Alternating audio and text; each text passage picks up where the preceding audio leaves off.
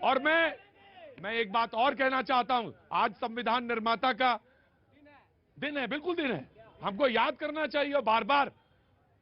और मैं एक ही बात कहता हूं कि अभी कुछ दिन पहले ही चीफ जस्टिस ने, मौजूदा चीफ जस्टिस ने नहीं, इससे पूर्ववर्ती चीफ जस्टिस ने एक बात और कही थी कि जिसके पास संसाधन है, जिसके पास पैसा है, न्याय उसके लिए बहुत सुलभ है। 100 से ज्यादा क्राइम थे उस शख्स के ऊपर, एक बार भी सजा किसी में नहीं हुई, एक बार भी, जिसमें हत्या की लूट, रंगदारी सब शामिल है। तो मैं I am not justifying sir, I am not justifying, no I am not justifying, I heard you. पर हाँ, मैं ये कह रहा हूं कि कानून, let the court decide, let the court decide, and if you open a fire on police, and if you open a fire on police, the police will do the things. They will, अगर आप layman की language में बोलेंगे तो मैं तो वही कहूंगा फिर, हाँ, वो फर्जी भी हो सकता है, वो तो इंक्वायरी का विषय है, वो तो इंक्वायरी होगी। हाउ यू कैन से फर्जी, वो तो इंक्वायरी है। वो एक क्रिमिनल था, मैं ऑन द रिकॉर्ड सबके सामने कह रहा हूँ, वो आदमी गलत था। मैंने उत्तर प्रदेश फोन किया, लोगों से बात करी, महिलाओं से बात करी, लोगों ने बोला वो एक गलत आदमी था। लेकिन इस देश के अंदर अगर पुलिस ये डिसाइड करेगी कि ये गलत या ये सही, ये गलत या ये सही, तो इस देश का क्या होगा? आपको कोर्ट में जाना पड़ेगा। जिस भाषा में समझोगे उसी भाषा में समझाएंगे। फोन करना पड़ा पता करने के लिए, वो बाहर से आए, विदेश से आए, उनको फोन करना पड़ा पता करने के लिए यूपी में। वो बाहर से आए, उनको फोन करना पड़ा विदेश। एक चीज और मैं कहता हूं, ये सेंटिमेंट कैसे बन गया?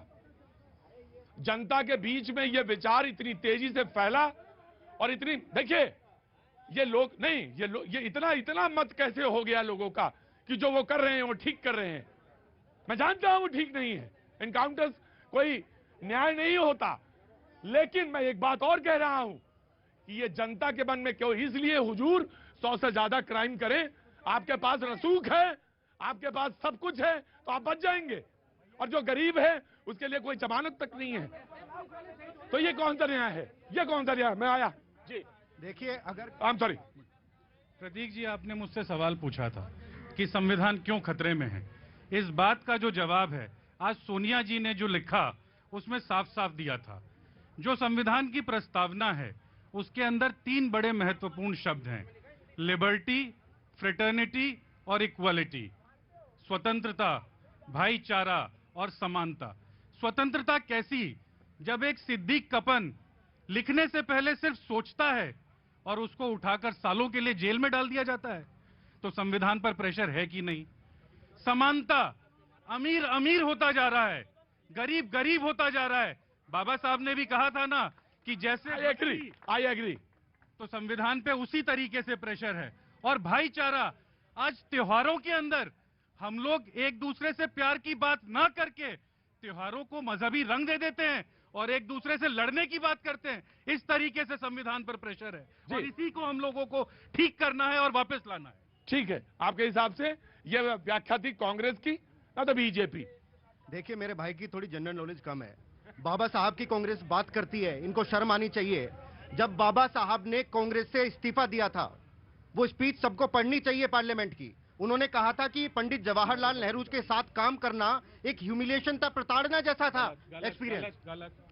उनके ये संसद में कहा था, उन्होंने संसद में कहा था, रिकॉर्ड में है, संसद के रिकॉर्ड में है। मैं तो कह ही रहा हूं, मेरे भाई ने ऊपर, ये तो बात है कि इस्तीफा था उन्होंने दिया था। जी, यहाँ पे मैं आ रहा हूँ, मैं बिल्कुल आपको मौका दूंगा। Let him complete. आज तमाम सारे आर्टिकल हैं, सावरकर से अंबेडकर जी के विचारों की बात है, गांधी जी से अंबेडकर जी के विचारों की बात है, नेहरू जी के मंत्रिमंडल में और उसके बाद का विचार है, अंबेडकर का हिंदू धर्म छोड़ना, बौद्ध धर्म अपनाना, इस पर विचार है, तमाम तरह की बातें हैं। Let him complete. फिर कांग्रेस ने उनको चुनाव हराने का काम किया। एक और तथ्य आपके सामने रखना चाहता हूं, जवाहरलाल नेहरू जी की मृत्यु हुई 1964 में, उनको भारत रत्न मिला 1955 में, खुद ही को दिया। फिर इंदिरा गांधी जी ने खुद को भारत रत्न दिया, राजीव गांधी जी ने उनके मरने के बाद उसी वर्ष उनको भारत रत्न मिला। लेकिन बाबा साहब को 34 वर्षों तक प्रतीक्षा करनी पड़ी कि कोई गैर कांग्रेसी सरकार आके उनको भारत रत्न देगी।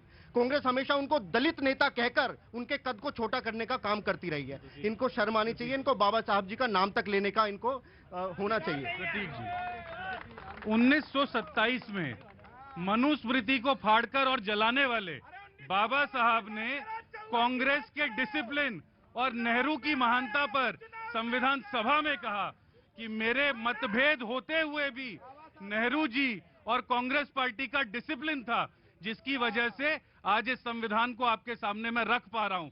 डिबेट, डिसेंट, लेकिन देश को आगे ले जाने की जो हर महान नेता की एक दूसरे के प्रति जो इज्जत थी और जो आदर था, उसको हमें सम्मान करना चाहिए।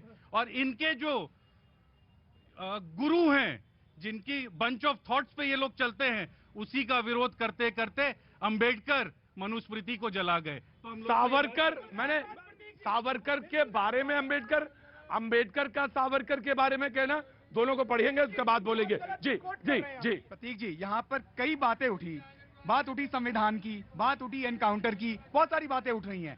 ये कह रहे हैं संविधान खतरे में है। क्या संविधान तब खतरे में नहीं था जब आपने इमरजेंसी लगाकर संविधान का सत्यानाश करने का प्रयास किया? क्या संविधान तब खतरे में, तब जुडिशरी क्या खतरे में नहीं थी जब आपने इंदिरा गांधी के खिलाफ ऑर्डर आने पर आपने जज को सजा दे दी? क्या जब ये बात करते हैं कि महंगाई, चार आने में बस का टिकट बेच कर 34 साल तक पश्चिम बंगाल का जो इन्हें हालत किया, अगर पूरे हिंदुस्तान में कितने जगह की सरकार है, ये जब अपना विचार रखते हैं, आपके विचार को जनता ही तय करेगी। आप कुछ भी कह लीजिए टीवी चैनल पे, जनता ही डिसाइड करती है। आपको निकाल कर बाहर फेंक चुकी है जनता। आपको समझना ये पड़ेगा कि आपके अपने विचार को बदलना पड़ेगा।